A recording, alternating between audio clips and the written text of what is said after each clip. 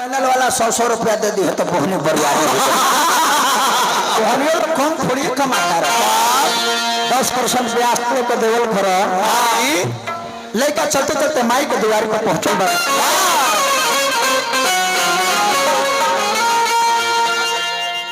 जय हो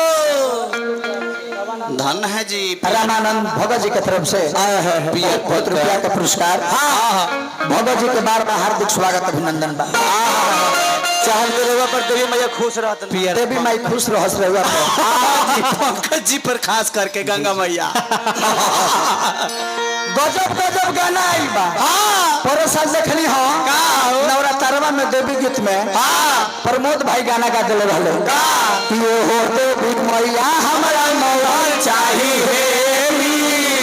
काहे खातिर हलचल आ तो हते चढ़ाई हम गुरही जलेबी ए जलेबी तो चखला पर ऐसे हो तो हर मौगे 2.5 क्विंटल के बिया काहे खातिर ऐसा में संगीत आई बा माई जी पर कहीं जिलेबी चढ़ेला ना लेकिन क्या करो गायक लोग के पैसा कमाए खातिर कुछो बात कर पर साल प्रमोद भाई बोले रहलो कि बेल के पतैया पर लिखता नी लेटर बेल के पतैया पर लिखता नी लेटर हमें हरा रो चाही बेटर में हरा रो चाही बेटर कब गए तो शंकर भगवान कहता कि अरे हमरा से पैरवी कहता रहे हम बियाह करावे वाला है का अगुआ बुझले अगुआ हमरा के बुझता रहे तो शंकर भगवान कहता रहे कि बेल के पतैया पर लिखित रहतु लेटर बेल के पतैया पर लिखित रहतु लेटर हमें हरा रो मिलते थेथर में हरा रो मिलते थेथर लेकर जाके माई पे कहत रहे माई अरे कि हाथ जोड़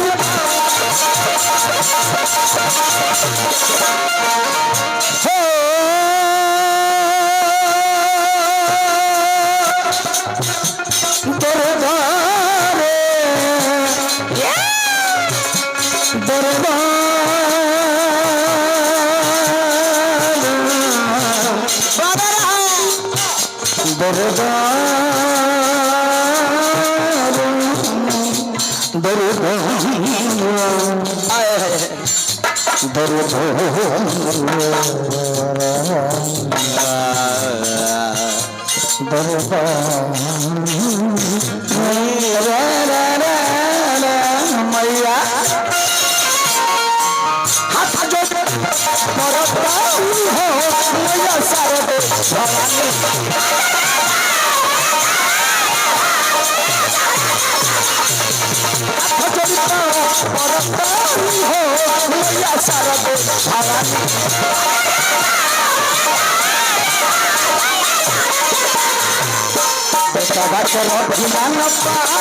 हो मैया सारा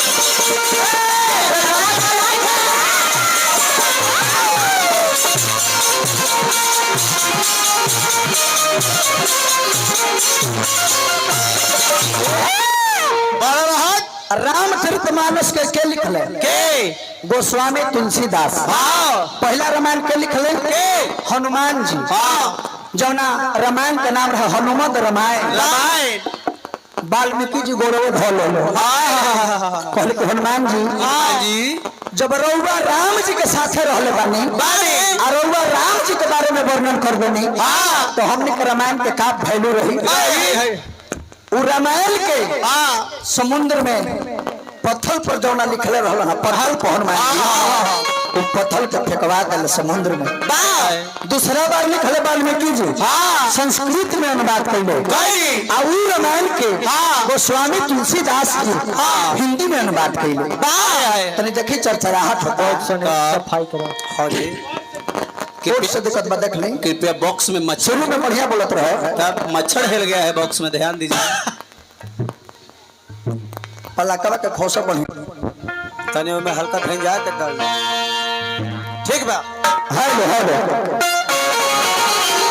गोस्वामी तुलसीदास यही भादो के महीना रहे चाचा जी। मेहरारू बोली नई और मेहरारू के पीछे पीछे जाता रहे तुलसीदास जी। ई भादो के महीना में तलफत तलफत नदी करते रहो। रात के रात ना बुझले 12 बजे रात के मुर्दा के नाव समझ के पार हो गई। जब ससुरारी पहुंचनी मेन दरवाजा बंद बा, पीछे पिछुआरी से दीवार पे वो सांप लटकल रहे। सांप के रस्सी समझ के पार हो गई। आज जब मेहरारू के लगे गई मेहरारू कहतन कि हाय शरीर के पावे खेती इतना जतन कोई नहीं तनिक आराम से नहीं लगती तो भव सागर से तर जती। उसी समय में तुलसीदास मेहरारू के बात दिल में लाग गई। तुरंत लौट ले चल गए कहा काशी प्रयाग में राम से नेह लगैले मैया की कृपा भई रामचरित मानस को वर्णन कर दिलो।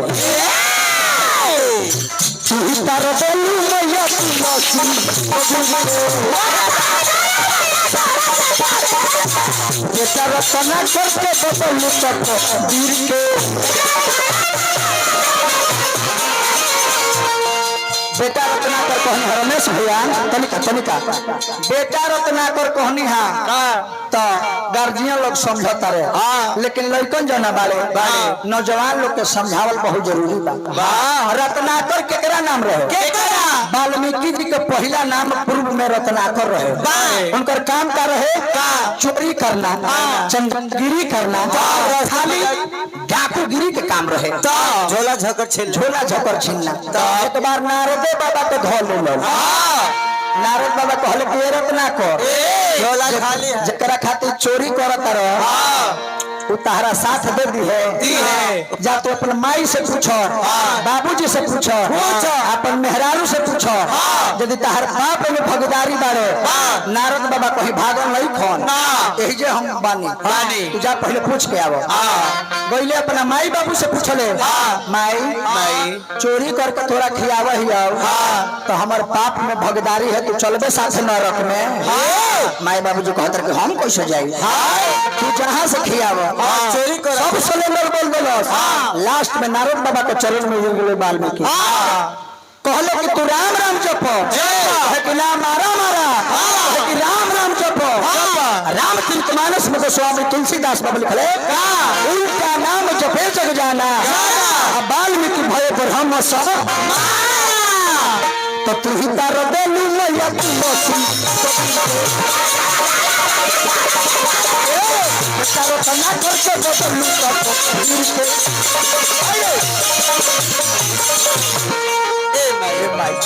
वो सही बुजुआ का तार को बुजुआ हो जा हर बार हो मैया सारो